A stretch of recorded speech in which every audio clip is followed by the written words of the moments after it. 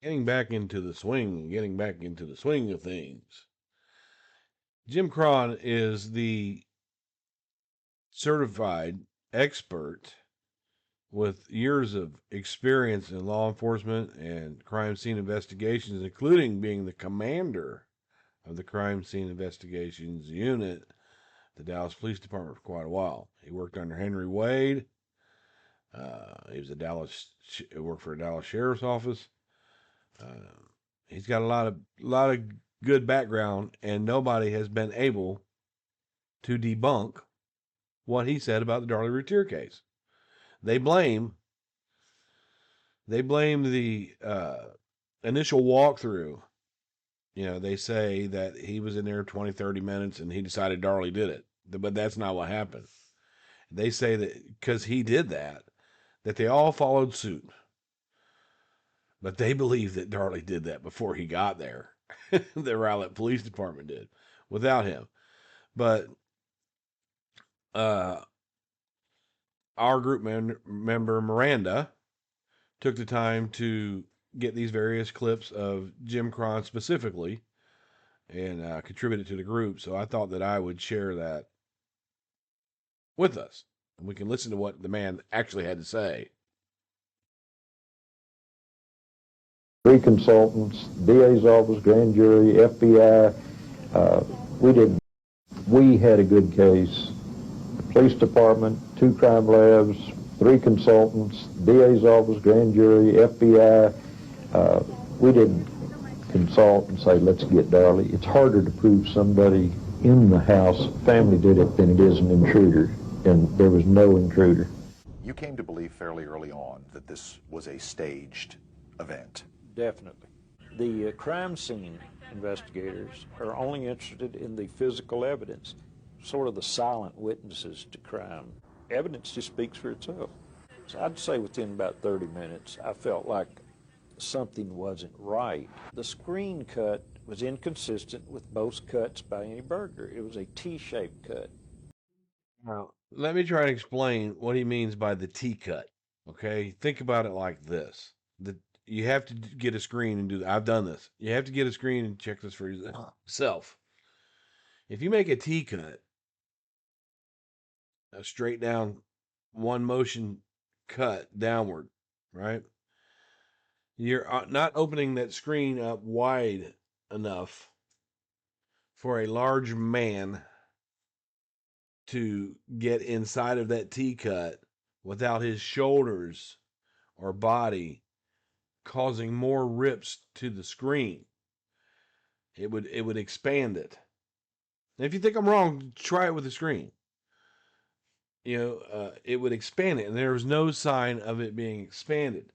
Another thing that they noticed was when they went to the back to see the screen initially, the very first thing, no wind that night, no nothing. Right? It was nice and hot and dry. Another thing they noticed is that the T-shaped flaps, where it was cut, the flaps from the screen were going inward, not outward. Had he went through that, it would have pushed them outward. That's another thing that James Cron honed in on with that. Which made your opening to step through the narrow part. Entering the house, the intruder would have seen jewelry on the kitchen counter. And this was in open view.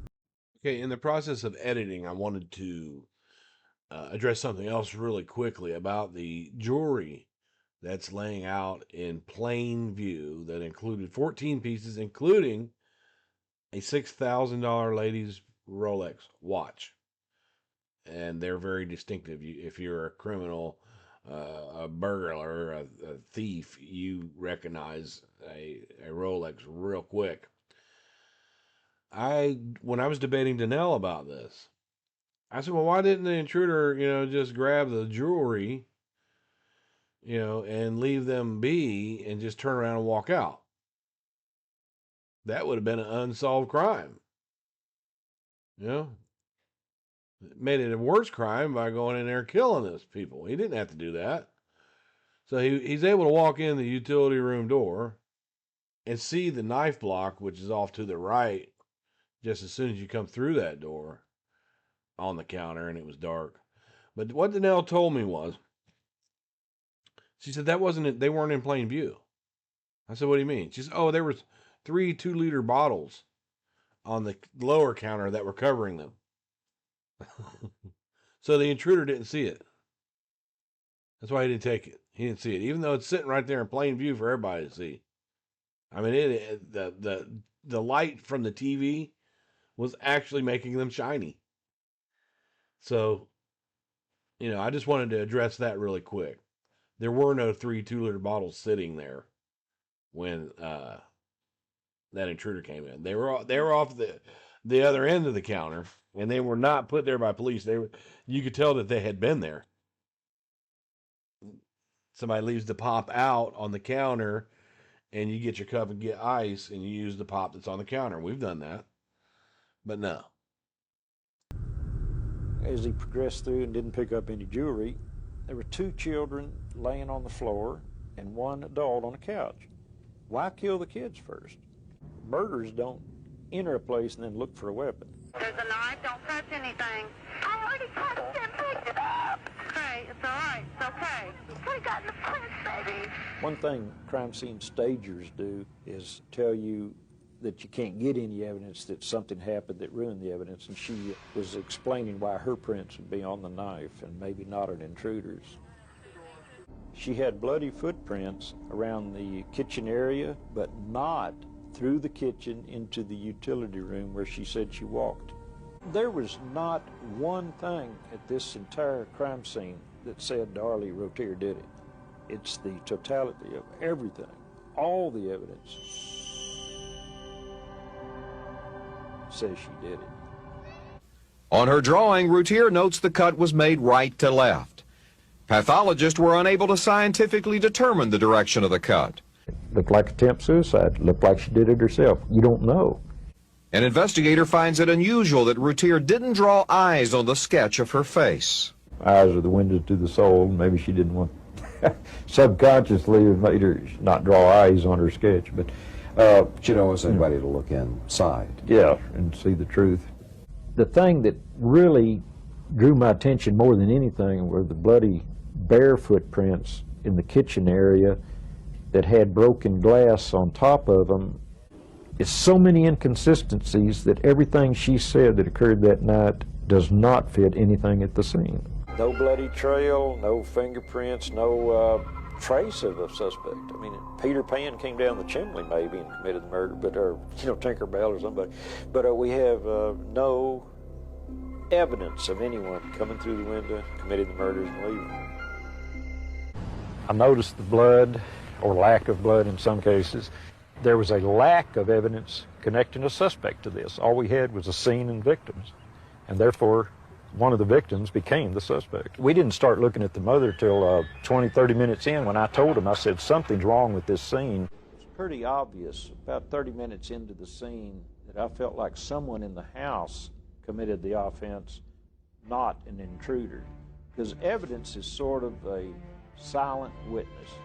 Evidence is there, and it's incumbent upon the investigators to find the evidence, analyze it, and put it to its correct use.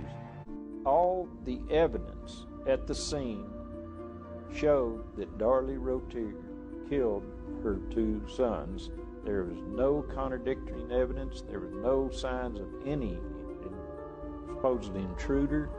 The first thing we did in standard step is to do a walkthrough, and that is a very careful walk where you do nothing, touch nothing, but except observe the scene. Began in about 30 minutes, and the Raleigh police did too, that we felt like there was no intruder. The only bloody shoe print in the kitchen leading to the utility room belonged to one of the first responders. A lot has been made, Mr. Cron, over the fact that within 20 minutes, your quick survey of the scene eventually led to a woman going to death row.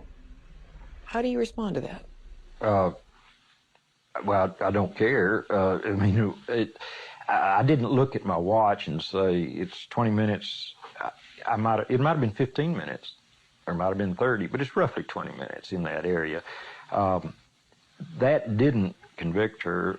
What convicted her, what was found in the 9.5 hours I was there, that was my initial impression. I think all being human, and if we're trained and quote unquote experts in a field, you know, you have initial opinions or suspicions, but they have to be proven. Lab tests later confirmed pieces of the screen were on the knife in the kitchen. Through my entire analysis of the scene, I felt like she was guilty. She said that the intruder came into the utility room, dropped the bloody knife. It concerned us that these drops didn't appear to us to have been made by a bloody knife being dropped on the floor.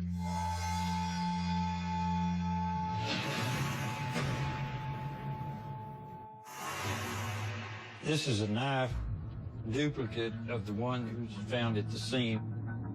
We're going to put some blood on it, look to see if we get any consistent cast off. Okay. Okay, let's look at it. See the blood drops have a little fishtail looking thing? Yeah, transfer here too, LT, look. Yeah, that type of drop was not in that room. Point of his knife there. Yeah. Real You clean did- transfer. Oh, You yeah. got three points there. That's the photograph showing the drops that are practically straight down. It's not even remotely close.